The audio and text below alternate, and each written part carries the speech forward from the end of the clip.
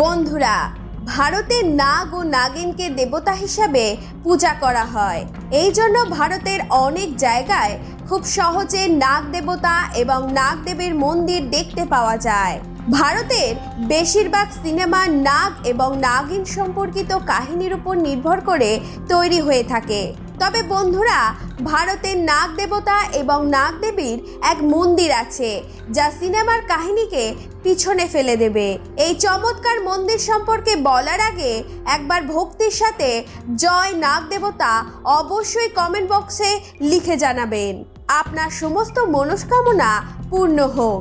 আসলে বন্ধুরা, ভারতের মধ্যপ্রদেশে অবস্থিত গোয়ালিয়র শহরের মধ্যে এক গ্রামে এমন একটি মন্দির আছে যা নাগ ও নাগিনের প্রেমের নিশানা। এই মন্দিরের বৈশিষ্ট্য হলো এখানে হিন্দু মুসলিম একত্রে এসে পূজা করে। শোনা যায় যে 2015 সালে একবার গোয়ালিয়র নগর ট্রান্সপোর্টের গেট নাম্বার 2 এর সামনে দিয়ে এক নাগ রোড দিয়ে পাস হচ্ছিল। তখনই এক ট্রাকের ধাক্কায় নাগের মৃত্যু হয়। ওই নাগের মৃত্যুর পর নাগিন এসে নাগের মৃতদেহের পাশে ডেরা লাগিয়ে দেয়। তার কারণে জ্যাম লেগে যায় রাস্তায়। তাই ওই নাগিনকে ওখান থেকে সরানোর জন্য সাপুড়েকে ডেকে আনে। তারপর সাপুড়েটি নাগিনকে ধরে জঙ্গলের মধ্যে ছেড়ে দিয়ে আসে। ঠিক তার পরের দিন নাগিন ওই জায়গায় আসে যেখানে তার নাগের মৃত্যু হয়েছিল। সেখানে এসে নাগিনটি নিজের প্রাণ ত্যাগ করে। তার প্রেমিক নাগের মৃত্যুর কারণে সেও খুব কষ্ট পাচ্ছিল, তাই ছটফট করতে করতে সেও প্রাণ ত্যাগ করে।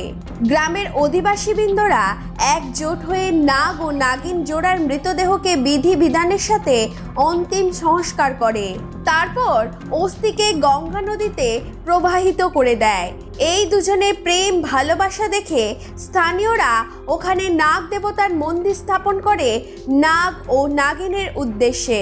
মন্দিরে নাগ ও নাগিনের মূর্তি স্থাপন করা হয়েছিল। এই মন্দিরে নাগ পঞ্চমীর দিন পূজা হয়। লাখে লাখে লোক ভিড় জমায় পূজার জন্য। আজকের মতো এই পর্যন্তই। দেখা হবে পরের ভিডিওতে।